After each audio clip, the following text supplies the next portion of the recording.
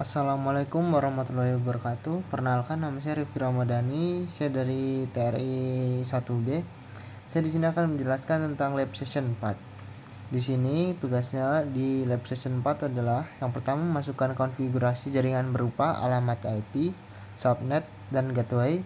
Yang kedua, menampilkan daftar seluruh konfigurasi jaringan yang telah diinput dalam format yang baik. Yang ketiga, program tidak akan terminat hingga penggunaan sendiri yang menghentikan program itu sendiri. Nah, masuk ke dalam codingannya. Di sini ini adalah bentuk codingan yang saya buat. Nah, di sini ada fungsi main, adalah titik masuk utama dari program ini. Pertama, mengaplikasikan pesan sambutan kepada penggunanya. Kemudian masuki loop while true. Yang akan terus berulang hingga pengguna memilih untuk keluar dari program. Dalam setiap literasi dari loop menu utama ditampilkan sebagai 3 pilihan.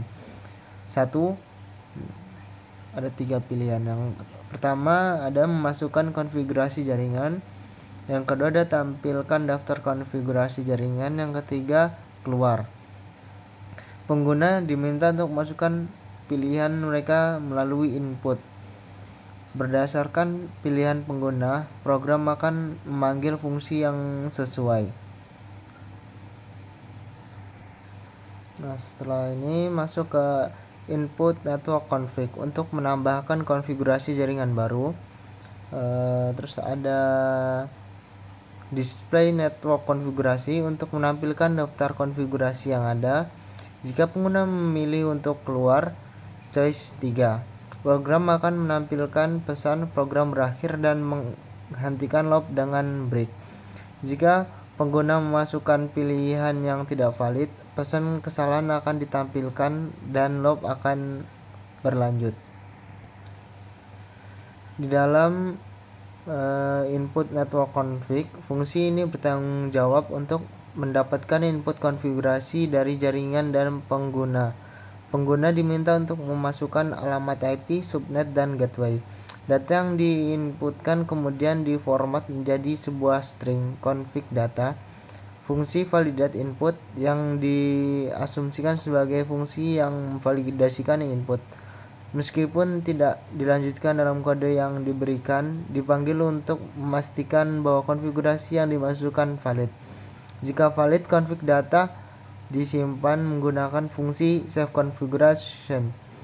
Jika tidak valid, pesan kesalahan ditampilkan meminta pengguna untuk melakukan konfigurasi yang benar. Kemudian ada fungsi display configuration yang bertanggung jawab untuk menampilkan semua konfigurasi jaringan yang telah disimpan.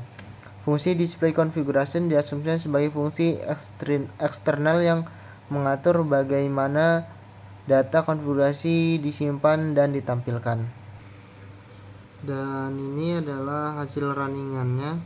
Jika input kita menuliskan nomor 1, memasukkan konfigurasi jaringan. Yang pertama adalah alamat IP, yang kedua ada subnet, dan ketiga ada gateway. Sekian penjelasan dari saya, semoga bermanfaat. Saya akhiri, wassalamualaikum warahmatullahi wabarakatuh.